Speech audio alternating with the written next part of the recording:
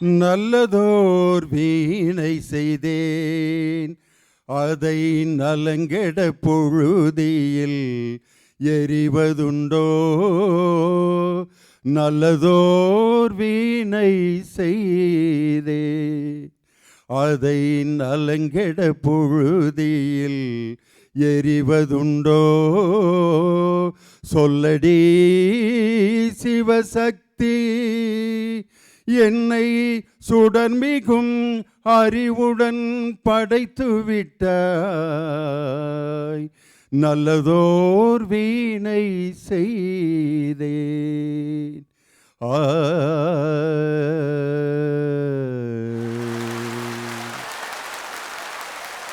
இந்திய நாட்டின் விடுதலைக்காக தனது பாடல் வரிகளை அர்ப்பணித்த தேசிய கவி பாரதியின் நல்லதோர் வீணை செய்தே என்ற பாடலை இந்த அருமையான காந்தி பிறந்த நாள் அன்று பாரதியின் பாடலோடு உலகம் முழுவதும் வாழ்ந்து கொண்டிருக்கக்கூடிய கலைஞர் தொலைக்காட்சியின் ரசிக பெருமக்களுக்கு ஒரு நல்ல தலைப்பில் சிந்தனையும் மகிழ்வும் தர வேண்டும் என்ற நோக்கத்தில் கலைஞர் தொலைக்காட்சி இந்த அருமையான தலைப்பை தேர்வு செய்து அந்த படப்பிடிப்பை எங்கே நடத்தலாம் என்று முடிவு செய்து கொண்டிருந்த நேரத்தில் நெருப்பை தெய்வமாக வணங்கி இந்த உலகிற்கு நெருப்பின் அவசியத்தை வெளிப்படுத்தி திரு அண்ணாமலை என்று பெயரோடு திருவையும் கலந்திருக்கும் இந்த திரு அண்ணாமலையின் இந்த நகரத்தில் மிகப்பெரிய கல்வி பணி ஆற்றி கொண்டிருக்கக்கூடிய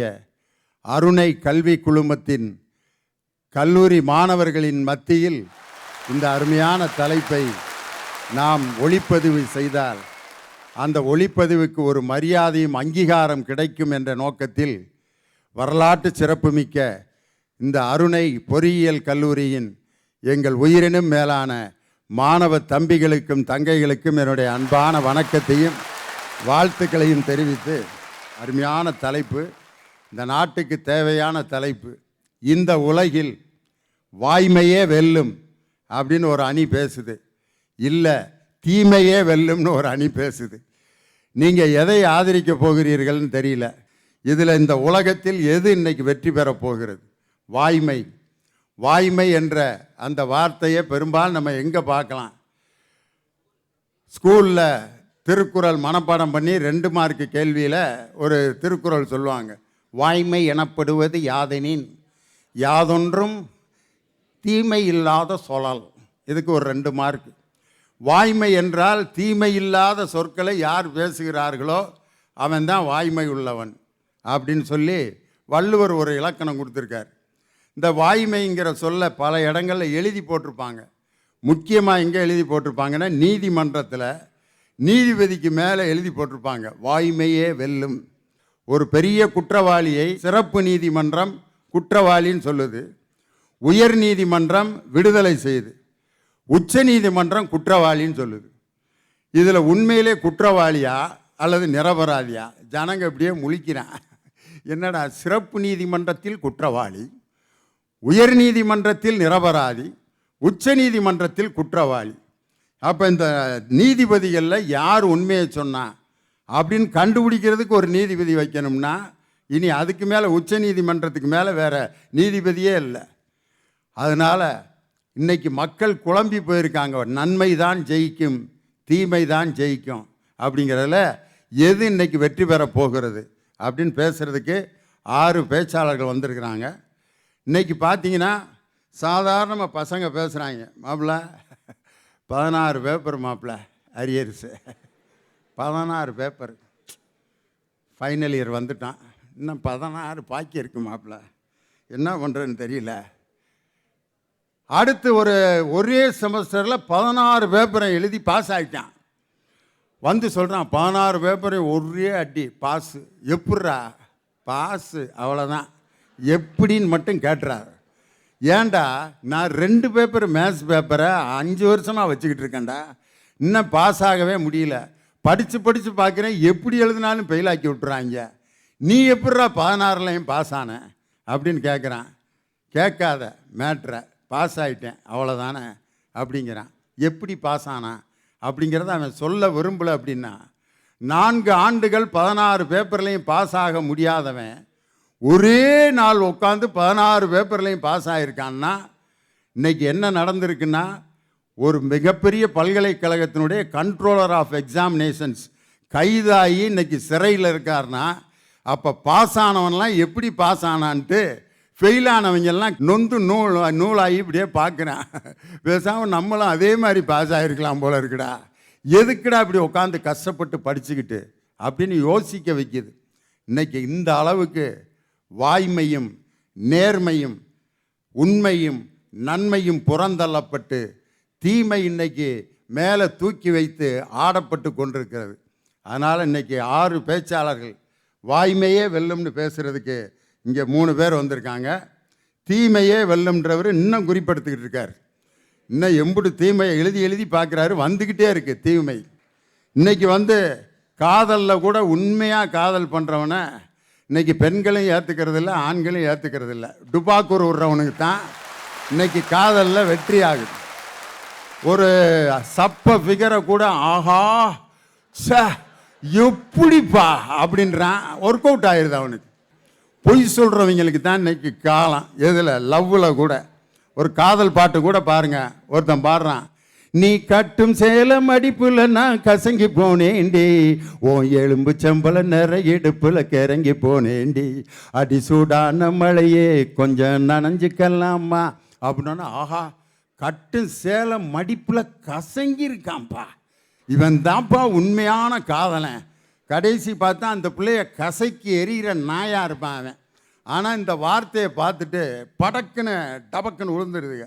உண்மையான காதலனுங்க என்ன பாட்டு பாடிட்டு இருக்கேன், ஒன்றை நினைச்சேன் பாட்டு படித்தேன் தங்கமே ஞான தங்கமே.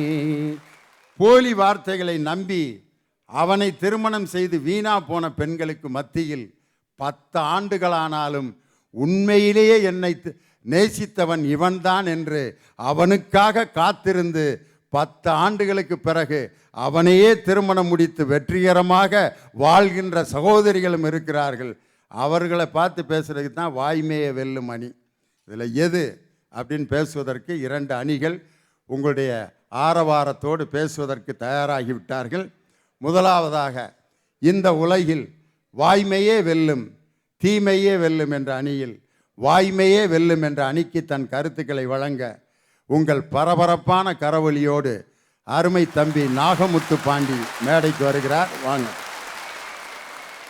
நடுவர் ஐயா அவர்களே, தேசப்பிதா காந்தி மகா நமக்கு 3 குரங்குகளை அறிமுகப்படுத்தினார். ஒன்று கண்ணை பொத்திக் கொண்டும், 2வது காதை பொத்திக் கொண்டும், 3வது வாயை பொத்திக் கொண்டு பெருக்கும். இதற்கு அர்த்தம் தீயவற்றை பார்க்காதே, தீயவற்றை கேட்காதே, தீயவற்றை பேசாதே என்பதுதான். ஆனால் இங்கு இருக்கிற 3 பேரோ தீயவற்றையே பார்ப்போம், தீயவற்றையே பேசுவோம், தீயவற்றையே நினைப்போம் என்று அந்த குரங்குகளுக்கு மாற்றாக இங்கு அமர்ந்திருக்கிறார்கள். பஸ்ஸில் ஏறி உட்காந்தோன்னே இந்த ஃபர்ஸ்ட் எய்டு பாக்ஸே பார்த்துட்டு போவான் சில பேர். உளுந்தோன்னே இதிலேருந்து தான்டா மருந்து எடுத்து போடுவாங்க, உளுந்தோன்னே இதிலேருந்து தான் கட்டு போடுவாங்க, உளுந்தோன்னே எங்கன்னா அடிபட போகுதோ, இந்த முழங்கால் முறிய போகுதா, அந்த முழங்கால் முறிய போகுதான்ட்டு பஸ்ஸில் ஃபர்ஸ்ட் எய்டு பாக்ஸையே பார்த்துக்கிட்டு உட்காந்துருந்தான்னா அவன் நிம்மதியாக பயணம் பண்ண முடியாது. டிரைவரோட ஸ்டைல் டிரைவிங்கை பார்த்து ஆஹா என்ன பந்தாவா ஓட்டுறாரா அப்படின்னு நினச்சி ரசித்து உக்காந்தான்னா அவன் பஸ்ஸில் பயணம் பண்ண முடியும். இது பூரா ஃபர்ஸ்ட் எய்டு பாக்ஸை பார்த்துக்கிட்டே பஸ்ஸில் போகிற குரூப். நடுவர் ஐயா அவர்களே, நான் அந்த 2 ஆண்களை கூட நான் பொறுத்துக் கொள்வேன். ஆனால் அந்த நடுவில் இருக்காங்க பாரு அந்த அக்கா, ஐயா நான் உங்களிடம் ஒரே ஒரு கேள்வி கேட்கிறேன். சொல்லுங்க தம்பி. கண்ணில் கருப்பு நிறத்தில் போடுகிற மையுக்கு என்ன பெயர்? கண்மை. கண்ணுக்கு போடுகிற அந்த கருப்பு மையுக்கு பெயர் கண்மை என்று சொல்லுகிற பொழுது, வாயிலே போடுகிற அந்த சிவப்பு மையுக்கு நாம் ஏன் வாய்மை என்று சொல்லக்கூடாது? நீங்க இப்படி பேசுவீங்கன்று தான் நீலவேணி உதட்ட மடக்கி வச்சுக்கிட்டாங்க அப்படியே. அப்போ இனிமேல் கடையில் போய் லிப்ஸ்டிக் வாங்கினோம்னா ஐயா வாய்மை இருந்தால் கொஞ்சம் கொடுங்க அப்படின்னு கேட்டு வாங்கணும் போல. புதுசாக ஒரு பேர் கொடுக்குறியா தம்பி? எங்கு வாய்மை வெல்லவில்லை? வல்லவனுடைய மாறுபட்ட சிந்தனையை பாருங்கள். மனிதனோடு மனிதனாக நேசிக்கிறான். ஒரு வீட்டுக்கு சொந்தக்காரன் வரான், இவனெல்லாம் எவன்டா கூப்பிட்டான் அப்படிங்கிற அந்த உண்மையை வெளியே சொல்லாமல் சிரித்த முகத்துடன் வாங்க வாங்க வாங்க என்று சொல்கிறோமே, அதுக்கு பெயர் தான் வாய்மை என்கிறான். ஒரு மகன் தன் தாய் சமைத்த உணவை சாப்பிடுகிற பொழுது அதில் உப்பு இல்லை என்று சொன்னால் அதை வெளிப்படையாக சொல்லாமல் எந்த ஒரு உணர்வையும் காட்டிக்கொள்ளாமல் சாப்பிடுகிறானே, அதற்கு பெயர் தான் வாய்மை என்கிறார். இப்போ ஐயா, நீங்களே போறீங்க, உங்கள் துணைவியாரை கூப்பிட்டுக்கிட்டு ஒரு புடவை கடைக்கு போறீங்க, புடவை எடுக்கலான்னு. ஒரு அம்மா அவர்கள் ஒரு அழகான பட்டு புடவை எடுத்து காமிக்கிறாங்க. ஏங்க நல்லா இருக்கா? ஐயா புடவையை பார்க்கிறார், பாக்கெட்டை பார்க்கிறார், புடவையை பார்க்கிறார், பாக்கெட்டை பார்க்கிறார். காரணம், புடவை 10,000, ஐயா பாக்கெட்டில் இருப்பதோ 5,000. உடனே ஐயா என்ன நினைக்கிறார்? நம்மிடம் பணம் இல்லை என்று சொன்னால் இந்த அழகான புடவை தன் மனைவிக்கு கிடைக்காது என்று வருத்தம் அடைவாள் என்று சொல்லி அந்த புடவை நல்லாவே இல்லைன்னு சொல்றாரே, அதற்கு பெயர் தான் வாய்மை என்கிறார். தம்பி, இங்கே தான் நீ அனுபவம் இல்லாத ஆளுன்னு முடிவு பண்ணிட்டேன். கல்யாணம்லாம் ஆயிருந்தா நீ இந்த மாதிரிலாம் பேச மாட்டேன். நான் இப்போ பாக்கெட்டில் காசு நான் வச்சுக்கிறது இல்லை, காசு அவங்கள்ட்டே கொடுத்து வேணுங்கிறத எடுத்துக்க அப்படின்னு கொடுத்துட்றது. அதெல்லாம் உனக்கு இப்போ தெரியாது தம்பி. கல்யாணம்லாம் முடித்து புடவை கடைக்கு கூட்டிகிட்டு போக பாரு, அப்போ நினப்ப திருவண்ணாமலையில் ஐயா சொன்னார்ரா, மறந்துட்டோம்டான். அதே போல இன்ஸ்டாகிராமிலே தன்னுடைய கேர்ள் ஃப்ரெண்டினுடைய செல்ஃபி கேவலமாக இருந்தாலும் அதில் கேவலமாக இருக்குன்னு கமெண்ட் பண்ணாம கியூட் சூப்பர்னு கமெண்ட் பண்ணுறோமே, அதற்கு பெயர் தான் வாய்மைங்கிறார். இப்படி அடுக்கிட்டே போகலாம் நண்பர்களே. இதுலேருந்து என்ன தெரிகிறது என்று சொன்னால், பிறரினுடைய மனம் நோகாமல் பார்த்து அதற்கு பொய் சொல்வதற்கு பெயர் வாய்மை, பிறருடைய மனம் நோக வேண்டும் என்று பொய் சொல்வதற்கு பெயர்தான் தீமை. அப்படிப்பட்ட வாய்மை தோற்கும் என்று சொல்கிற முதல் அணி, முதல் நபர் இவர்களாக தான் இருக்க முடியும். அன்றைக்கு விரித்த தலையுடன் கையிலே காற்சிலமை எடுத்துக்கொண்டு தேராம் அண்ணா என்று பாண்டிய மன்னனை பார்த்து வழக்காடினாலே இந்த நாட்டின் முதல் பெண் வழக்கறிஞரான கண்ணகி, அவளுடைய வாழ்விலே வாய்மை வெற்றி பெறவில்லையா? இன்றைக்கு ரோட்டிலே அடிபட்டு உயிருக்கு போராடி கொண்டிருந்தால் திரும்பி பார்க்காத சமூகத்திலே தன் கன்றை ஈன்ற பசுவின் மணியோசை கேட்டு தன் மகனையே தேரில் போட்டு ஏற்றி கொண்டானே, அங்கு வாய்மை வெற்றி பெறவில்லையா? சிறு வயதிலேயே புகை பிடித்து, அதுவும் வட்ட வட்டமாக விட்டு, அண்ணனுக்காக திருடி, ஒரு விலை மாதுவிடம் சிக்கி தவித்து அதிலிருந்து மீண்டு வந்து இப்படி எல்லாம் செய்யக்கூடாத தவறுகளையெல்லாம் செய்துவிட்டு தன் தந்தையிடம் அதை ஒரு கடிதத்தில் எழுதி கொடுக்க வேண்டும் என்று சொல்லி எல்லாவற்றையும் எழுதி தந்தையிடம் வைத்துவிட்டு ஒரு மூலையிலே காந்தி போய் ஒளிகிறார். தந்தை வருகிறார், படிக்கிறார், கடிதத்தை படிக்கிறார். படிக்க படிக்க கண்களில் நீர் ஒழுகிறது. அந்த கண்ணீரிலே நினைந்து அந்த கடிதம் இரண்டாக கிழிகிறது. அவர் செய்த தவறுகளும் அழிகிறது.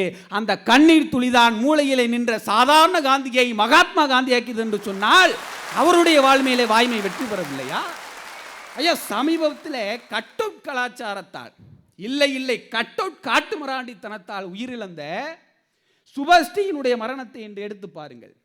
தன் மகள் இறந்து விட்டாள் என்று அவனுடைய தாயும் தகப்பனும் அங்கே அழுது கொண்டிருந்த பொழுது, நாங்கள் இனிமேல் கட் அவுட் வைக்க மாட்டோம் என்று அரசியல் கட்சி தலைவர்களும் திரைப்பட நடிகர்களும் வாக்குறுதி கொடுத்த போது அவர்களை அறியாமலே தன் மகன் தன் உயிரை கொடுத்து கட் அவுட் கலாச்சாரத்திற்கு முற்றுப்புள்ளி வைத்திருக்கிறார் என்று சொன்னார்களே, அதில் வாய்மை வெற்றி பெறவில்லையா? ஆகவே இறுதியாக நான் சொல்கின்றேன், வாய்மைதான் இந்த உலகத்தில் வெற்றி பெறும், வெற்றி பெறும், வெற்றி பெறும். நன்றி, வணக்கம்.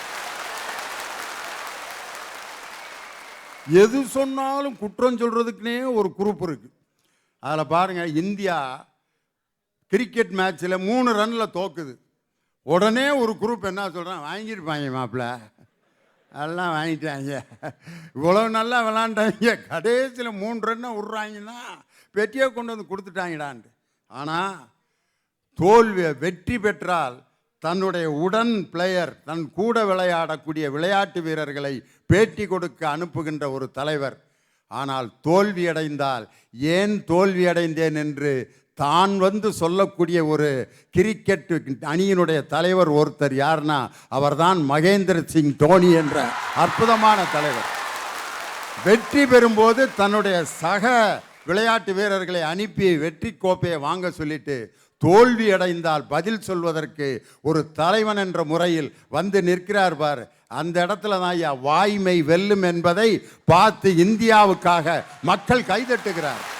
இதில் எங்கே போய், ஆனால் ரொம்ப ஈஸியாக சொல்லிடலாம், வாங்கியிருப்பாங்கடா வாங்கியிருப்பாங்க அப்படின்னு சொல்லிடலாம். ஆனால் உயிரை கொடுத்து நமது நாட்டிற்காக அந்த தேசிய கீதத்தை பாடிவிட்டு விளையாடுகின்ற அந்த விளையாட்டு வீரர்கள், ஹாக்கி விளையாடும் போது காலில் அடிபட்டு, தன்ராஜ் பிள்ளைக்கு அடிபட்டு காலில் ரத்தம் கொட்டி கொண்டிருக்கிறது, ரத்தத்தோடு ஓடி போய் ஒரு கோல் போட்டானே, அவன் வந்து காசு வாங்கிட்டா விளாண்டுருப்பான், அந்த சிந்திய ஒவ்வொரு சொட்டு ரத்தமும் இந்திய நாட்டிற்காக சிந்தப்பட்டவை அப்படிங்கிறது இன்னைக்கு வாய்மை வெல்லுங்கிறதுக்கு இதுக்கு மேலே வேற என்ன எடுத்துக்காட்டு சொல்கிறது. அருமையாக பேசினார். வாங்க பதில் சொல்லணும். பெருவை சந்தோஷ் பேச வர்றாரு. தீமையே வெல்லும் அப்படிங்கிற அணிக்கு. நடுவர் அவர்களே, தலைப்பு இந்த உலகில் தீமை வெல்லுமா வாய்மை வெல்லுமா சொல்லிட்டாரு. கட்டவுட்டு கலாச்சாரத்துக்கு முற்றுப்புள்ளி வச்சுட்டோம். நாங்கள் இனிமேல் கட்டவுட்டே வைக்க மாட்டோம்னா அதுக்கு ஒரு கட்டவுட் வச்சுருக்காங்க.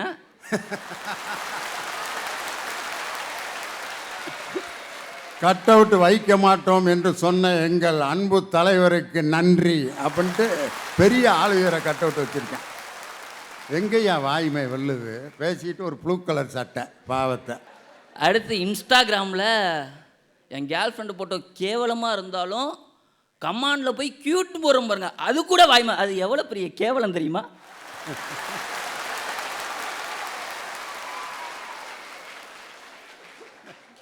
நான் ஒன்றே ஒன்று சொல்கிறேங்க. இந்த எதிரணியில் இருக்கிற 3 பேரும் எங்கள் வாழ்நாளில் நாங்கள் பொய்யே பேசுனதில்லைன்னு சொல்லுங்க. எங்கள் தனியை என்ன காலம் முழுக்க கல்யாணம் பண்ணாமல் இருப்பார். ஒரு நாளைக்கு 10 பொய் சொன்னாதாங்க வாழ்க்கையை ஓட்ட முடியுது. இன்னைக்கு கல்லூரியில் நின்று பேசுகிறதுனால நான் சொல்கிறேன்யா, நம்ம பசங்க பேசுகிற பொய் என்ன தெரியுமா? காலேஜுக்குள்ளே, டே மச்சான், அந்த பொண்ணு ஒன்றை தாண்டா பார்க்குது.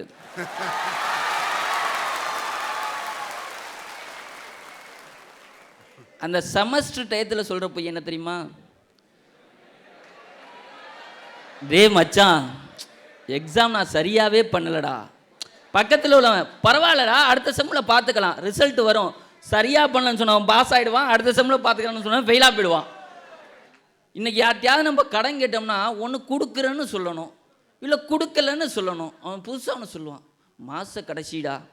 அதை விட ஒரு முக்கியமான பொய்யை விட்டுட்டியப்பா. என்ன நடுவர்களே? வாத்தியார் நடத்தின பிறகு ப்ரொஃபஸர்கிட்ட சொல்லுவாங்க பாருங்க, சார் நீங்கள் நடத்துகிற மாதிரி யாராலையும் நடத்த முடியாது சார்.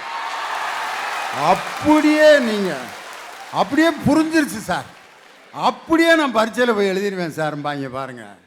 அதே மாதிரி வகுப்பில் உட்காந்துட்டு கவனிக்கிற மாதிரி ஒரு ஆக்ட் கொடுப்பாங்க பாருங்க. அதெல்லாம் இன்னும் நீ படிக்க வேண்டியிருக்கு காலேஜில், அதனால தான். இல்லையா? அப்போ நீங்கள் சொல்கிற பொய்யை நான் சொல்லிடுறேன்.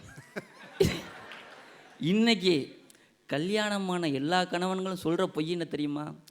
அவங்க மனைவி காலையிலே போட்டு கொடுத்த காஃபியை குடிச்சிட்டு ரொம்ப நல்லா இருக்குமா அப்படின்னு சொல்கிறதான் உலக மகா பொய். நான் ஏன் சொல்கிறேன்னா, நடுவர் அவர்களே, சில நேரங்களில் உண்மைகள் கூட கசக்கும், சில நேரங்களில் பொய்கள் கூட இனிக்குங்க. நீங்கள் வாய்மைக்கும் தீமைக்கும் என்ன வித்தியாசம்னு தெரியுமா நடுவர்களே? வாய்மைக்கும் தீமைக்கும் நான் இன்றைக்கி சொல்கிறேன் பாருங்கள். வாய்மைங்கிறது 90 கிட்ஸ் மாதிரி இருக்கிற இடமே தெரியாது. ஆனால் தீமைங்கிறது 2K கிட்ஸ் மாதிரி இல்லாத இடமே இருக்காது. வாக்காளர்களை விட வேட்பாளர்கள் அதிகமான தேசம்ங்க இது. நடித்து ஆட்சிக்கு வந்த காலம் போய் ஆட்சிக்கு வர்றதுக்காகவே நடிக்க ஆரம்பித்த தேசம்ங்க இது. எல்லாரும் தன்னால் ஓடும்போது காவேரி மட்டும்தான் சொன்னால் ஓடும்னு சொல்கிற தேசம்ங்க இது. நீங்கள் எதை வச்சு சொல்கிறீங்க? உண்மையாக நான் சொல்கிறேன், முன்னாடியெல்லாம் நடிப்பை காட்டி ட்ரெண்டான காலம் போய் இடுப்பை காட்டி ட்ரெண்ட் ஆகிற தேசத்தில் வாழ்ந்துட்டு இருக்கும்போது, பிள்ளைகள் எல்லாம் புள்ளிங்கோ ஆன தேசத்தில் வாழ்ந்துகிட்டு இருக்கும்போது, இந்த தேசத்துக்கு என்னடா ஆச்சுன்னு யோசிக்கிறதுக்குள்ள இடையில வந்தது பொள்ளாச்சு, அத்தோட எல்லாத்தையும் மறந்தாச்சுன்னு ஒரு வாழ்க்கை நம்ம வாழ்ந்துகிட்டு இருக்கும்போது, வாய்மையே வெல்லும் வாய்மையே வெல்லும்னு வாய்க்கூசாம இந்த சமூகம் மரணத்தை கூட விளையாட்டாக தானங்க பார்த்துக்கிட்டு இருக்கு. அப்படிப்பட்ட சமூகத்தில் வாய்மை வெல்லும்னு எதை வச்சுங்க நீங்கள் சொல்கிறீங்க? ஒரு கார் கம்பெனிக்காரன் இன்னைக்கும் அந்த இதை நிப்பாட்டினா கூட அவன் இன்றைக்கும் பணக்காரன் தாங்க. ஒரு செல் கம்பெனிக்காரன் அவனுடைய நிறுவனத்தை மூடிட்டானா அவன் இன்றைக்கும் பணக்காரன் தாங்க. இவங்க எல்லாருமே அப்பவும் பணக்காரன், இப்பவும் பணக்காரன். ஆனால் நம்மளால் சாப்பிடாமல் இருக்க முடியாதுங்க. அந்த விவசாயி அன்னைக்கும் ஏழை, இன்னைக்கும் ஏழையாக இருந்துக்கிட்டு இருக்கானே.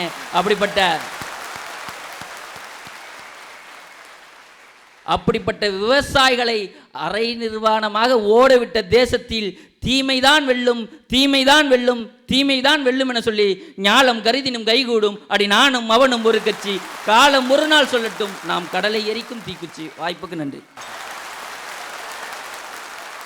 அருமையான கருத்துக்களை பெருவை சந்தோஷ் தனக்கே உரிய பாணியில் சொன்னார். பிரமாதமான பேச்சு. அதுக்கு பதில் சொல்லணும்.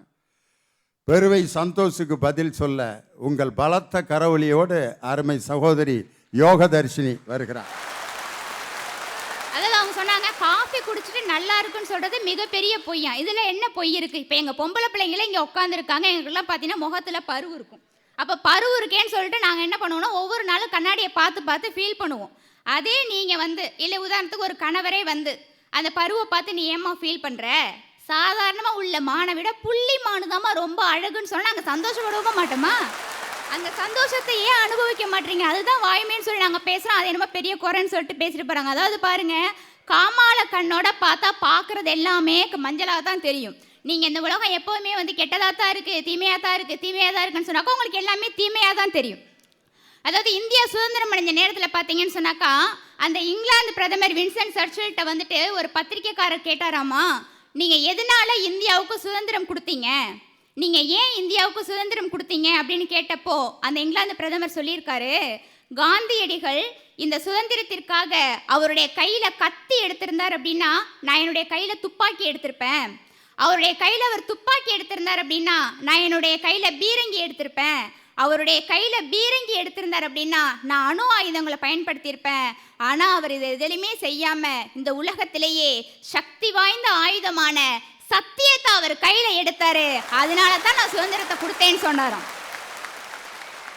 அப்போ பாருங்க, வந்தே மாதரம் என்னும் சொல் பீரங்கியை கூட ஈரங்கியால் வெல்லும் என்றால் அதுதாங்க எங்கள் வாய்மையுடைய சிறப்பு. அதே மாதிரி இன்னைக்கு சென்னையில் பூந்தமல்லியில் பார்த்தீங்கன்னா ஒரு பார்வையற்றோர் பள்ளிக்கூடம் இருக்குது. அதாவது காமராஜர் ஆட்சியில் இருந்தப்ப நடந்த ஒரு சம்பவம். அப்போ பார்த்தீங்கன்னா அந்த பள்ளிக்கூடத்தை வந்து சமூக நலத்துறையிலேருந்து வந்து பார்வையிடுறாங்க. அப்போ அவங்க என்ன சொல்கிறாங்கன்னா, இவ்வளோ பெரிய ஒரு இடத்த பார்த்தீங்கன்னா கல்வித்துறை வந்து முடக்கி வச்சுருக்காங்க. அப்போ இதை வந்து நம்ம சமூக நலத்துறைக்கு நம்ம வந்து பயன்படுத்தணும் அப்படின்னா இதனால் நிறைய வந்துட்டு நம்மளுக்கு வந்து பயன் கிடைக்கும் அப்படின்னு சொல்லிட்டு இந்த பஞ்சாயத்து பார்த்தீங்கன்னு சொன்னால் காமராஜர் கிட்ட போயிருக்கு. அப்போது காமராஜர் கேட்டாராம், இந்த பள்ளிக்கூடத்தை இங்கே கொண்டு வந்தவங்க யார் அப்படின்னு சொல்லி கேட்டப்போ அவங்க சொல்லியிருக்காங்க, வெள்ளைக்காரவங்க, வெளிநாட்டுக்காரவங்க தான் இந்த பள்ளிக்கூடத்தை இங்கே வந்து கொண்டு வந்தாங்கன்னு சொன்னாங்களாமா. அப்போ காமராஜர் சொல்லியிருக்காரு, பார்வை இல்லாதவருக்கு, கண் இல்லாதவருக்கு கல்வி கண் போன்றதுன்னு சொல்லிட்டு வெளிநாட்டுக்காரனுக்கு தெரிஞ்சது கூட ஏழை உங்களுக்கு தெரியல. நீ எத்தனை தான் கோடி கோடியாக கொட்டி கொடுத்தாலும் கூட இந்த பள்ளிக்கூடத்தை மூடுறதுக்கு நான் ஒரு நாளும் அனுமதிக்க மாட்டேன்னு சொல்லிட்டு நேர்மையான பாதையில் போனவர் தாங்க கர்ம வீரர் காமராஜர் அவர்கள். அதனால தான் அவருடைய பிறந்த நாளை பாருங்க, நம்ம டாக்டர் கலைஞர் ஐயா பார்த்தீங்கன்னா கல்வி வளர்ச்சி தினமாக அவருடைய பிறந்த நாளை பார்த்தீங்கன்னா அறிவிச்சாங்க. அதே மாதிரி எதிரி நாட்டு இராணுவத்திடம் சிக்கி கொண்ட போது கூட நம் நாட்டின் இராணுவ ரகசியங்களை துளி அளவு கூட வெளியிடாம பாதுகாத்தவர் தான் பார்த்தீங்கன்னு சொன்னாக்கா அபிநந்தன் அவர்கள். அவர் உயிருக்கு எந்த ஒரு பிரச்சனையுமே இல்லாம பத்திரமா அவர் தாயகம் வந்து திரும்பினார் அப்படின்னா அவர் தாய் நாட்டு மேல வச்சிருந்த அந்த வாய்மையும் நேர்மையும் தானே நடுவர்களே அதுக்கு காரணம். உறங்கும் நேரத்தில் வருவதல்ல கனவு, உன்னை உறங்க விடாமல் செய்வதே கனவுன்னு சொல்லி ஒட்டுமொத்த இந்திய மக்களுடைய மனசுல என்னன்னைக்குமே கனவு நாயகனாகவும் எழுச்சி நாயகனாகவும் இன்னைக்கு டாக்டர் ஏபிஜே அப்துல் கலாம் அவர்கள் வாழ்ந்துட்டு இருக்காங்கன்னா அதுக்கு காரணம் அவர்களுடைய வாய்மையும் நேர்மையும் தானே.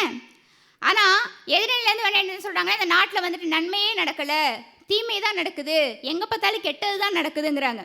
நம்ம கோயம்புத்தூரில் பார்த்தீங்கன்னா கார்த்திக் அப்படிங்கிற ஒரு பையன் பாருங்க, கோலாலம்பூரில் நடக்க இருக்கிற சர்வதேச சிலம்பம் போட்டிக்கு பார்த்தீங்கன்னா அந்த பையன் வந்து செலக்ட் ஆகிருக்கான். ஆனால் அங்கே போகிறதுக்கு ஒரு 55,000 பணம் இல்லாதனால அந்த பையன் வந்து அங்கே வந்து போக முடியாத ஒரு சூழ்நிலை. அப்போது நம்ம நாட்டில் உள்ள அதாவது அந்த ஊரில் உள்ள சமூக ஆர்வலர்களும் தன்னார்வலர்களும் சேர்ந்து அந்த அமௌண்ட்டை ரெடி பண்ணி இன்னைக்கு அந்த பையன் அங்கே போய் கலந்துக்கிறதுக்கு ஒரு வாய்ப்பை உருவாக்கி கொடுத்துருக்காங்க. அப்படின்னா இந்த உலகத்தில் வாய்மை இல்லைன்னு சொல்லிட்டு அவங்களால சொல்ல முடியுமா நண்பர்களே? முடிவாக பார்த்தீங்கன்னா இப்படி சொல்லி முடிக்கலாம்னு நினைக்கிறேன். ஒரு மாபெரும் இயக்கத்தின் தலைவராகி விட்டோம் என்று அவர் சந்தோஷப்படவில்லை. தன் தந்தையின் உடலுக்கு மெரினாவில் இடம் அளிக்கப்படவில்லையே, அந்த சமாதி வைக்கிறதுக்கு மெரினாவில் இடம் கொடுக்கப்படவில்லையேன்னு சொல்லிட்டு தந்தைக்கு மகனாற்றும் கடமையை செய்ய முடியவில்லையே என்று கலங்கி நிற்கிறார் மகன். ஆனால் பாருங்க, தவமாய் இருந்த போதும் வென்றாய், சவமாய் ஆன போதும் வென்றாய்ன்னு சொல்ற மாதிரி அடுத்த சில மணி நேரத்துல அதே மெரினால அந்த தலைவருக்கு சமாதி வைக்கிறதுக்கு இடம் கிடைச்சிச்சு அப்படின்னா அதுதான் அந்த தலைவருக்கு கிடைச்ச அந்த வாய்மை கிடைச்ச சிறப்பு நடுவர் அவர்களே. என்னன்னைக்குமே இந்த உலகத்துல வாய்மை தான் வெல்லும் சொல்லிட்டு நல்லதொரு வாய்ப்புக்கு நன்றி பாராட்டி இடம் வருகிறேன். நன்றி, வணக்கம். உண்மையிலேயே காந்தியோட படத்தை ரூபா நோட்டில் பார்க்குறான். அது என்ன ஒரு அழகான ஹேர் ஸ்டைலா, இல்லை ஒரு சுருள் முடியா, இல்லை மேக்கப் போட்ட முகமா, இல்லை அழகான பல்வரிசையா, இல்லை கூலிங் கிளாஸு, நல்ல ஃபுல் சூட்லையாக இருக்கார். ஒன்றும் இல்லை, வழுக்க மண்டை, பல்லே இல்லாத வாய், ஒரு 1.5 ரூபா கண்ணாடி, இவ்வளவுதான். ஆனால் அந்த பொக்கை வாய் சிரிப்பும் அந்த மொட்டை தலையும் அந்த பணத்தில் இவ்வளவு அழகாக நமக்கு தெரிகிறதற்கு காரணம், உண்மையை சொல்லி நன்மையை செய்தால் உலகம் உன்னை வணங்கும் எழுதினார்கள். மதர் தெரசாவினுடைய முகத்தை பார்க்குறான். அதில் இருக்கிற சுருக்கம் மட்டும் எப்படியும் ஒரு 2 லட்சம் சுருக்கம் இருக்கும். அவ்வளவு முகங்கள் சுருங்கி போய் கண்ணெல்லாம் குழி விழுந்து இந்த கழுத்தில் இருக்க தசைகளெல்லாம் சுருங்கி இந்த அப்படியே பரிதாபமாக ஒரு முக்காடு போட்டு வெள்ளை துணியில் முக்காடு போட்ட முகம்தான். அதில் எந்த விதமான கவர்ச்சியும் இல்லை. ஆனால் அன்னை தெரசாவின் படத்தை எங்கனையாவது ஒருத்தர் பார்த்துட்டா அவங்கள அறியாமல் இப்படி கையெடுத்து கும்பிடுவதற்கு அதில் அழகு ஒன்றுமில்லை. அந்த அன்னை தெரசாவிடம் இருந்த நேர்மையும் வாய்மையும் தான் அவர்களை கையெடுத்து கும்பிட வைக்கிது. யோகதர்ஷினிக்கு பதில் சொல்ல நீலவேணி உங்களுடைய பலத்த கரவொலியோடு வருகிறார். இன்னைக்கு வாழ்க்கையில் பிரச்சனை இல்லாத மனுஷனே கிடையாது. பிரச்சனை எல்லாருக்குமே இருக்குது. ஆனால் யாராவது நம்ம பிரச்சனையை முடிக்கணுங்கிறத பற்றி யோசிக்கிறோமா? நம்ம பிரச்சனையை எப்படி முடிக்கணுங்கிறத பற்றி யோசிக்கிறவனை விட அடுத்தவனோட பிரச்சனையை எப்படி இன்னும் பெருசு பண்ணி விடலான்னு யோசிக்கிறவன் தான் இன்றைக்கி அதிகமாக இருக்கான். இந்த ஒரே காரணத்துக்காக தான் நாங்கள் தீமை தான் இன்றைக்கி வெல்லும் அப்படின்னு பேச வந்திருக்கோம். இன்றைக்கி நடக்கிற சினிமாவே எடுத்துப்போமே. பார்ட் 1 என்ன பண்ணுவாங்கன்னா, ஒரு அப்பாவியை வில்லன் வந்து கொன்றுவான். எங்கே போச்சு உங்களோட வாய்மை? போயிடுச்சு, அவனோட உயிரே போயிடுச்சு. பார்ட் 2 பார்த்தீங்கன்னா செத்து போனா பார்த்தீங்களா அந்த அப்பாவி, அவன் பேயா வந்து அந்த கெட்டவனை கொன்றுவான். நான் என்ன கேட்குறேன்னா, அப்போ இந்த உலகத்தில் நீதி கிடைக்கணும்னா கூட நம்ம செத்து ஆவியா வந்தால் தான் கிடைக்குமா? செத்து ஆவியா வந்தால் தான் ஏன் நீதியே கிடைக்குது? நீங்கள் சொன்ன மாதிரி இன்னைக்கு எல்லா சீரியல்லையும் எல்லா சினிமாலையும் கடைசி கிளைமேக்ஸ் வரைக்கும் வில்லன் தான் ஜாலியாக பொண்ணுங்களோட சூப்பராக என்ஜாய் பண்ணிட்டு இருக்கான்.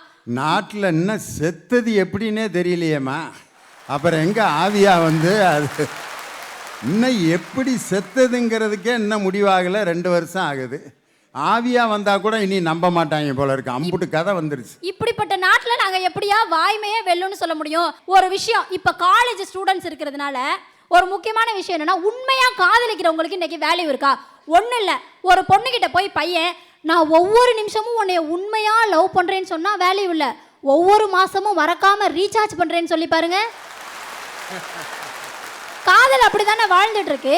உண்மையாக இன்னைக்கு ரியலான லவ்வை விட ரீசார்ஜ் பண்ணுறவனோட லவ்வுக்கு தான் சார் வேல்யூ அதிகம். எங்கள் புள்ளிங்கோ எல்லாருமே பயங்கரம் நடுவர்களே, சும்மாலாம் கிடையாது. ஆனால் உண்மையாகவே காலேஜ்ன்றதுனால முக்கியமான ஒரு விஷயம், இந்த காலேஜில் வாத்தியாருக்கும் பசங்களுக்கும் இருக்கிற ரிலேஷன்ஷிப் இருக்குது பார்த்தீங்களா, பங்கம் தான். அது என்னமோ தெரில, இந்த ஸ்டூடெண்ட்ஸுக்கும் வாத்தியாருக்கும் இருக்கிற ரிலேஷன்ஷிப்பில் முக்கியமாக சொல்லணும்னா, இந்த வாத்தியார் எல்லாருக்கும் ஃபர்ஸ்ட் பெஞ்சில் இருக்கிற ஸ்டூடெண்ட்ஸை பார்த்தா மனசுக்குள்ளே பீரா பொங்குது. அதே கடைசியில் இருக்கிற எங்கள் நாலேஜான பசங்களை பார்த்தா மட்டும் ஓட்கா மாதிரி எரியுதே. ஏன்னு கேட்குறேன். பாப்பா, சார் எங்களுக்கு கூட தெரியாத விவரம்லாம் உனக்கு தெரிஞ்சிருக்காப்பா. பீர் மாதிரி பொங்குவதும் ஓட்கா மாதிரி எரிகிறதும் எப்படிப்பா அனுபவிக்காம நீ கண்டுபிடிச்ச? இல்லை, ஸ்கூல் காலேஜில் நாங்களும் படிச்சுட்டு தானே ஐயா வர்றோம். ஐயா ஒன்றும் இல்லை, இப்போ பசங்களும் பொம்பளை பிள்ளைங்களும் எக்ஸாம் எழுத போகிறாங்கன்னு வச்சுக்கோங்களேன். இப்போ 2 பேர் அந்த சைடில் உட்காந்துருக்காங்கன்னா, பொம்பளை பிள்ளைங்க போகணுன்னே எக்ஸாம் ஹாலுக்குள்ளே போகணுன்னு என்ன தெரியுமா பண்ணுவாங்க? பெஞ்சு கீழே எதுவும் பேப்பர் எதுவும் கிடக்கா, வேஸ்ட்டாக எதுவும் பிட்டி யாரும் எழுதி வச்சது எதுவும் கீழே போட்டிருக்காங்களா அப்படின்னு பார்ப்பாங்க. பெஞ்சு ஆடாமல் சரியாக இருக்கா, ஓகே. பேனாலெல்லாம் இங்க் இருக்கா, ஓகே. கொஸ்டின் பேப்பர் கொடுத்தோன்னே கொஸ்டின் நம்ம படித்த கொஸ்டின்லாம் வந்திருக்கா, ஆன்சர் சீட் கரெக்டாக இருக்கா, பேப்பரில் எதுவும் இல்லாமல் இருக்கா அப்படின்னு எழுத ஆரம்பிச்சிடுவாங்க. பட் எங்கள் பசங்க அப்படி கிடையாது. நாங்களாம் படித்தது போய் அப்படியே வாமிட் எடுக்கிறாளா? No, never. அவன் போன உடனேயும் ஹாலை சுற்றி முற்றி பார்ப்பான், அந்த ஜன்னலில் எத்தனை கம்பி இருக்குது, ஓகே. இந்த சூப்பர்வைசருக்கு கல்யாணம் ஆயிடுச்சா இல்லையா, ஓகே. பக்கத்து பக்கத்துல இருக்கிற பொண்ணு செட் ஆகுமா ஆகாதா? ஓகே. முன்னாடி இருக்கிற பொண்ணுகிட்ட கேட்டா காட்டுவாளா காட்ட மாட்டாளா? ஓகே. பொண்ணுங்க எல்லாரும் எக்ஸாம் 2.5 மணி நேரம் அப்படின்னா அந்த 2வது மணி நேரத்தில் வாட்சை பார்த்து ஐயோ டைம் பத்தலன்னு எழுதுவாங்க.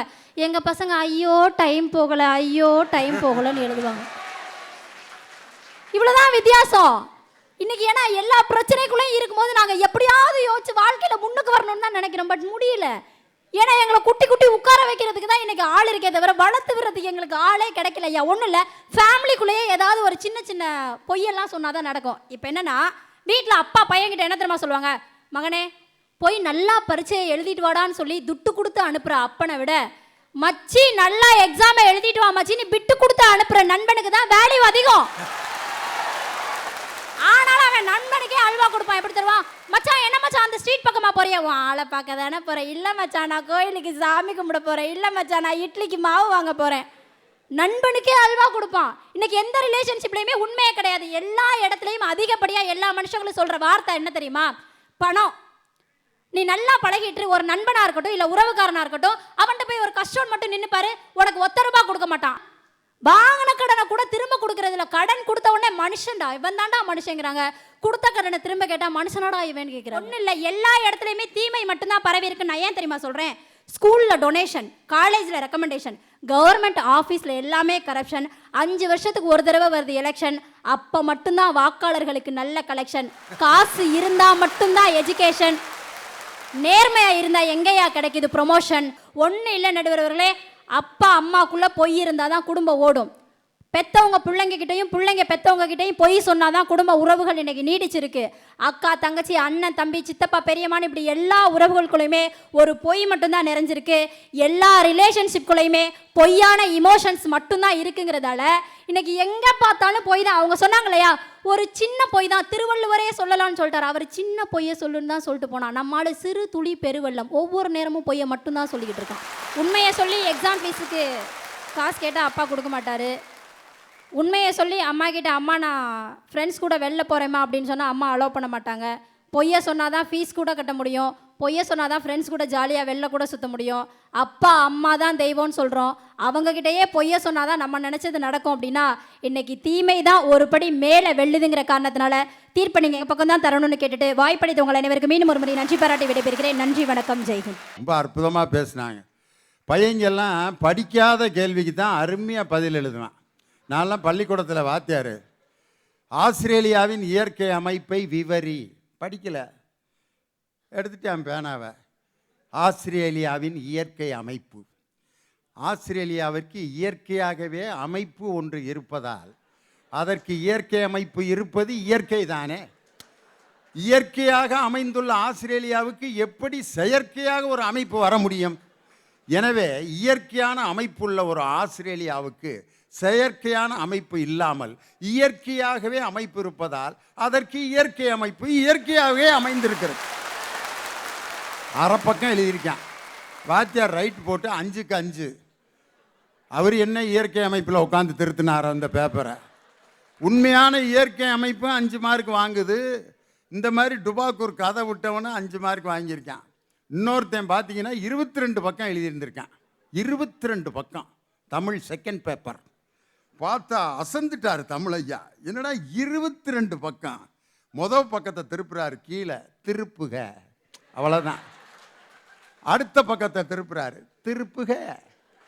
21 பக்கமும் திருப்புக திருப்புக திருப்புக திருப்புக திருப்புகன்னு திருப்பி 22வது பக்கம் என்ன எழுதியிருக்கான்னா, இந்த பக்கம் ஒரு கார்ட்டூன், வாத்தியார் டை கட்டி ஒருத்தர், கீழே ஒருத்தர் இப்படியே ஜீன்ஸு டிஷர்ட்டு போட்டு ஒரு கார்ட்டூன், 2 பேரும் கை கொடுக்குற மாதிரி, அடுத்த செமஸ்டரில் சந்திப்போமா அப்படின்னு எழுதியிருக்கான்.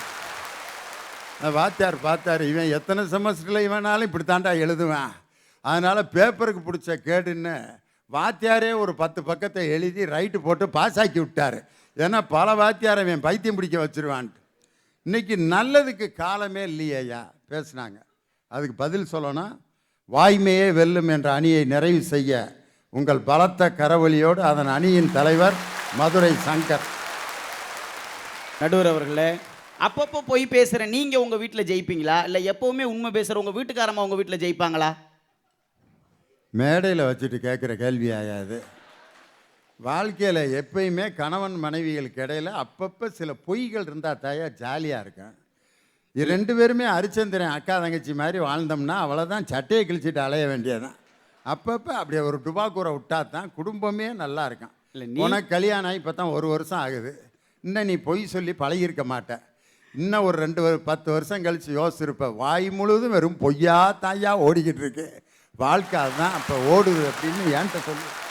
இல்லை அதெல்லாம் ஆரம்பிச்சாச்சு, எப்பயோ ஸ்டார்ட் ஆயிடுச்சு. அதை எப்படி பொய் சொல்லாமல் இருக்க முடியும்? என் தம்பி பெருவை சந்தோஷ் வந்து கேட்டார், அவங்க 3 பேரையும் யாராவது ஒருத்தராவது ஒரு பொய் கூட சொல்லலைன்னு சொல்லுங்க. எங்கள் அண்ணன் தனிகை வேலை நான் கடைசி வரைக்கும் கல்யாணம் பண்ணாமல் இருக்க சொல்கிறேன். இப்பயுமே நாங்களும் அதை தான் சொல்கிறோம். உங்கள் அண்ணனுக்கு மட்டும் இல்லை, உனக்கும் சேர்த்து கடைசி வரைக்கும் கல்யாணமே நடக்காது. இல்லை வாயை திறந்து இவ்வளோ ஃப்ராடுத்தனம் பேசிக்கிட்டு இருந்தால் அப்புறம் எங்கிட்ட இருந்து பொண்ணு கொடுப்பாங்க? சார் பொய் சொல்லியிருக்கோம், குடும்பத்தில் பொய் சொல்லாமல் வண்டி ஓட்ட முடியுமா? யோசிச்சு பாருங்க. எனக்கு எங்கள் அம்மாவோட சமையல் தான் ரொம்ப பிடிக்கும், அதுக்காக எங்கள் அம்மாவோட சமையல் தான் பிடிக்கும்னு என் முன்னாடி பொய் சொல்லாமல் வாழ்க்கை நடத்த முடியுமா? அந்த இடத்துல உன் சமையல் நல்லா இருக்குமான்னு சொன்னால் தான் வாழ்க்கை வண்டி ஓடும். அதைத்தான் வள்ளுவன் சொன்னான், வாழ்க்கையை ஒழுங்காக ஓட்டணும்னா அங்கங்கே பொய் சொல்கிறதுல தப்பே இல்லைன்னு சொன்னான். அதை நாங்கள் செய்கிறதுல என்ன தப்பு? இதில் அந்த அம்மா நீலவேணி வந்துக்கிட்டு, அந்த அம்மாவும் சரி உங்களையும் சரி 2 பேரையுமே நான் வன்மையாக கண்டிக்கிறேன் இந்த மேடையில். 2 பேரும் என்ன சொன்னீங்க? காதலில் போலி காதல் இருக்கா? நீங்கள் தயவு செஞ்சு காதலை பற்றி 2 பேரும் தவறாக பேசாதீங்க. எங்கள் பசங்களோட காதல் எப்படிப்பட்டது தெரியுமா? பிடிக்கலன்னு வச்சுக்கோங்க, ஒருத்திய பிடிக்கலன்னு வச்சுக்கோங்க, அவள் சானியா மிர்சாவாக இருந்தாலும் அவள் பக்கம் திரும்பி பார்க்க மாட்டாங்க. பிடிச்சிருச்சுன்னு வச்சுக்கோங்க, அவள் சாணி எழுறவளாக இருந்தாலும் விட மாட்டாங்க. அதான் எங்கள் பசங்க காதல். எங்கள் பொண்ணுங்க காதல் எப்படி தெரியுமா? ஒருத்தனை பிடிக்கலன்னு வச்சுக்கோங்க, அவன் பாடி பில்டராக இருந்தாலும் அவன் பக்கம் திரும்பி கூட பார்க்க மாட்டாங்க. ஆனால் பிடிச்சிருச்சுன்னு வச்சுக்கோங்க, என்னை மாதிரி பப்படியாக இருந்தாலும் விட மாட்டாங்க. இல்லை காதலை பற்றி நீங்கள் 2 பேரும் ஏன் இவ்வளவு ரொம்ப கோபத்தோடு பேசுகிறீங்க? என்ன பிரச்சனை உங்கள் 2 பேருக்கும்?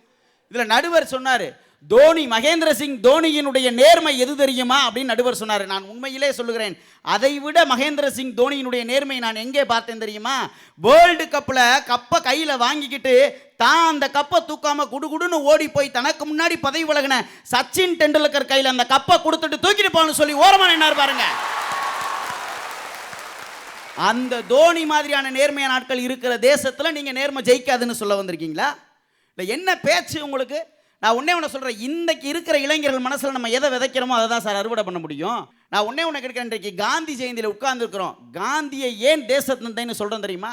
காந்தியினுடைய மிகப்பெரிய உணர்வை அவருடைய எல்லா செய்தியிலையும் படிச்சுக்கிட்டு இருக்கப்ப நான் எங்கே தெரியுமா அவருடைய நேர்மையை பார்த்தேன்?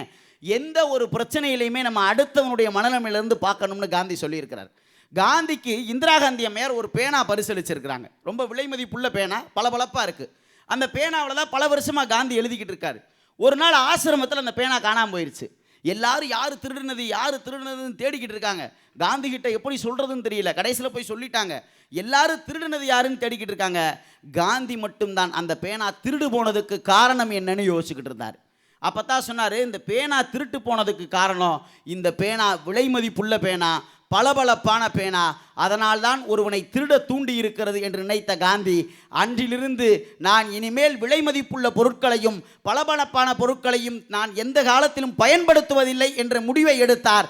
நான் எவனையும் திருடனாக்க விரும்புவதில்லை என்று காந்தி நினைத்தாரே, அந்த நேர்மைதான் இன்றைக்கும் அவரை பற்றி நாம் பேசிக்கொண்டிருக்கிறோம்.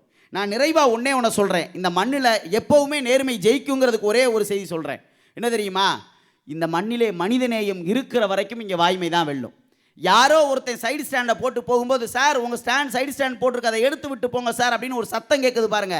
அந்த சத்தம் இந்த மண்ணிலே கேட்கிற வரை இந்த மண்ணிலே வாய்மை வெல்லும், அதில் எந்த மாற்று கருத்தும் இல்லை. யாரோ ஒருத்தர் ஆம்புலன்ஸில் போகும்போது வண்டியை ஓரமாக நிப்பாட்டிட்டு, அப்பா ஆண்டவா இவங்க எப்படியாவது உயிர் பொழைச்சா போதும்னு நினைக்கிற மனம் இந்த மண்ணிலே இருக்கிற வரை இந்த மண்ணிலே வாய்மை வெல்லும், மறந்து விடாதீர்கள். பிரசவத்துக்கு இலவசம்னு ஆட்டோ ஓட்டுற ஆட்டோ டிரைவர்கள் இந்த மண்ணிலே இருக்கிற வரை இந்த மண்ணிலே வாய்மை வெல்லும், மறந்து விடாதீர்கள். ஒரு கர்ப்பிணி பெண்ணுக்கு பஸ்ஸில் ஏறின உடனே எந்திரிச்சு சீட்டு கொடுக்கிற மனப்பான்மை இந்த மண்ணிலே இருக்கிற வரை இந்த மண்ணிலே வாய்மை வெல்லும், மறந்து விடாதீர்கள். என் அன்பிற்குரியவர்களே, இந்த மண்ணிலே என்றைக்குமே வாய்மைதான் வெல்லும் வெல்லும் என்று சொல்லி வாய்ப்பிற்கு நன்றி கூறி விடைபெறுகிறேன். நன்றி, வணக்கம். நிறைவாக தீமையே வெல்லும் என்ற அணியை தன் கருத்துக்களோடு நிறைவு செய்ய உங்கள் கரவொலியோடு வருகிறார் கடலூர் தணிகைவேல். அந்த நீல ஐன்ஸ்டீன் பேரன், கண்ணில் வச்சா கண்மை, வாயில வச்சா வாய்மை. உலக கண்டுபிடிப்பு, உலக கண்டுபிடிப்பு. நடுவர் அவர்களே, இப்போ நீங்கள் நடுவர் அப்படின்றத மறந்து ஒரு லாரி டிரைவர் ஆயிடுங்க. ஒரு லாரி டிரைவர் ஆயிடுங்க. ரொம்ப சந்தோஷம். உங்க லாரியிலே ஒரு ஊர்ல இருந்து எந்த பொருளா இருந்தாலும் அந்த ஊருக்கு சுமந்து வருகின்ற ஒரு லாரி டிரைவரா இருக்கிறத நினைச்சு நான் ரொம்ப சந்தோஷப்படுறேன். எந்த தொழிலாக இருந்தாலும் மக்களுக்கு நல்லது செய்கின்ற தொழிலை செய்ய நான் தயாரா இருக்கேன். என்ன லாரி டிரைவர்னா என்ன அவ்வளவு கேவலமா? சந்தோஷம் நடுவில். நல்லா ஸ்பீடா நீங்க ஓட்டிட்டு வரீங்க, உங்க லாரியில பிரேக் ஃபெயிலியர் ஆயிடுச்சு. சரி, அப்படி ஓட்டிட்டு வரும்போது சாலையில 10 குழந்தைங்க விளையாடிட்டு இருக்கு, பக்கத்திலே ஒரு சின்ன பிளே கிரவுண்ட்ல ஒரு குழந்தை விளையாடிட்டு இருக்கு. 10 குழந்தை மேல ஏத்த முடியுமா இல்ல ஒரு குழந்தை ஏத்த முடியுமா அப்படின்ற ரெண்டே ஆப்ஷன் தான் உங்களுக்கு. நீங்க யார் மேல ஏத்துவீங்க? 10 குழந்தை மேலே, ஒரு குழந்தை மேலேயா? அந்த ஒரு குழந்தை மேலே ஏற்றி, ஏன்னா 10 பேர் சாகிறதுக்கு ஒருத்தர் செத்தா பரவாயில்ல அப்படின்னு நினச்சி தான் ஏற்றுவேன். இப்போ எதுக்கு என்கிட்ட கேட்குற? இல்லை நடுவர் அவர்களே, தீர்ப்பு சொன்னதுக்கு நன்றி. நான் நல்லா கவனிச்சிங்களா? 10 குழந்தைங்க வாகனம் வர்ற சாலையில் விளையாடிட்டு இருந்தது, ஒரு குழந்தை நேர்மையாக பிளே கிரவுண்டில் விளையாடிட்டு இருந்தது. இந்த உலகமும் அப்படித்தான்.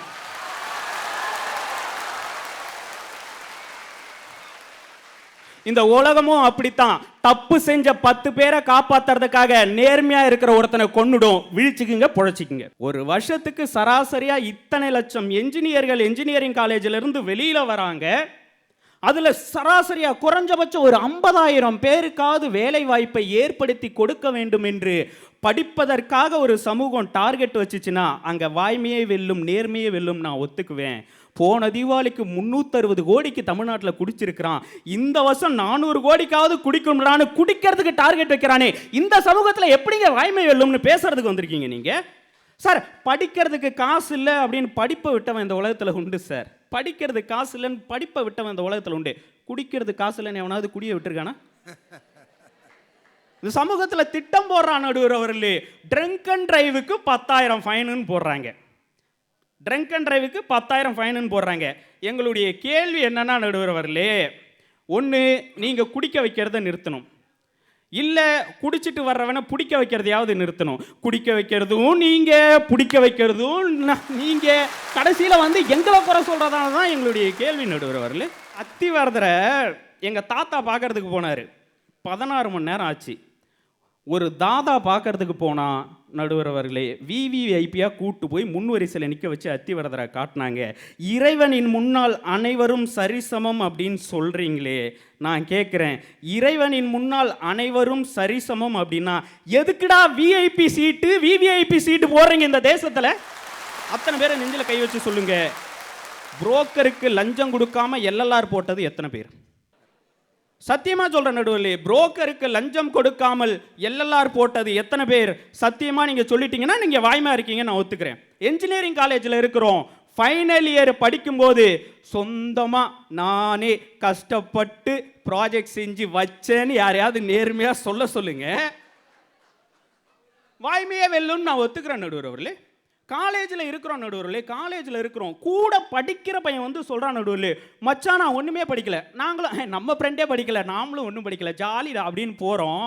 ஆனால் மார்க் வரும்போது பாருங்கள், 95 மார்க் அவன் எடுத்திருக்கிறான், 30 மார்க் நாம் எடுத்திருக்கிறோம். அப்போ கூட எங்களுக்கு வலிக்காது தெரியுமா? எப்போ தெரியுமா எங்களுக்கு வலிக்கும்? ஹே, நான் ஒன்றுமே எழுதலடா, எப்படி தான் தெரில, 95 போட்டிருக்காங்கடான்னுவா. எவ்வளோ வயிற்றுச்சலாக இருக்குன்னு தெரியுமா?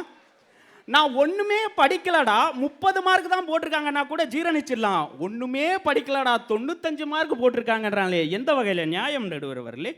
சார், இந்த தேசத்தில் என் புள்ள எனக்கு தான் பிறந்ததுன்னு பர்த் சர்டிஃபிகேட் வாங்கணுன்னாலும் லஞ்சம் கொடுக்கணும். எங்கள் அப்பா இவன் தான் செத்து போயிட்டான் அப்படின்னு எங்கள் அப்பனுக்கு டெத் சர்டிஃபிகேட் வாங்கணுன்னாலும் இந்த தேசத்தில் லஞ்சம் கொடுக்கணும். சார், கருவறையிலிருந்து கல்லறை வரைக்கும் இங்கே சில்லறை கொடுத்தாதான் வேலை நடக்கணும் ஒரு நிலையை மாற்றி வச்சிருக்கிறீங்களே, இங்கே எப்படி சார் வாய்மையும் நேர்மையும் இருக்குன்றது தான் என்னுடைய கேள்வி. இங்கு தீமை மட்டும்தான் வெல்லும் என்று சொல்லி செவிசாய்த்த அனைத்து அன்பு நெஞ்சங்களுக்கும் நன்றி பாராட்டி இடம் அமர்கின்றேன். நன்றி, வணக்கம். கையில் ஒரு தராசை கொடுத்து கண்ணை கட்டி உட்கார வச்சுருக்காங்க என்னைய. வாய்மையே வெல்லுமா தீமையே வெல்லுமான். அந்த காலத்தில் இருந்த தலைவர்களுக்கு எவ்வளவு நேர்மையும் வாய்மையும் இருந்ததுங்கிறதுக்கு வேற எடுத்துக்காட்டே வேண்டியதில்லை. எம்ஜிஆரும் முத்தமிழறிஞர் டாக்டர் கலைஞரும் உங்களை வாழ்க்கையில் மிகவும் பாதித்த ஒரு செயல் எது அப்படின்னு டாக்டர் கலைஞரை கேட்குறாங்க. அவர் எத்தனையோ வேதனைகளை அனுபவிச்சிருக்கார். சிறை தண்டனை அனுபவிச்சிருக்காரு, அடி வாங்கியிருக்காரு, பாண்டிச்சேரியில் அடித்து சாக்கடையில் தூக்கி எறிஞ்சிருக்காங்க. அதையெல்லாம் சொல்லலை. என்னை பாதித்த மிகப்பெரிய சம்பவம் என் ஆருயிர் நண்பன் எம்ஜிஆரின் மரணம்தான் என்று முத்தமிழறிஞர் டாக்டர் கலைஞர் தனக்கு எதிர்த்து அரசியல் செய்த எம்ஜிஆரை பற்றி அவருடைய கருத்து. எம்ஜிஆர் தலைவர் மீது எப்படி மரியாதை வைத்திருந்தார் என்பதற்கு நான் உதாரணமே சொல்ல வேண்டியதில்லை.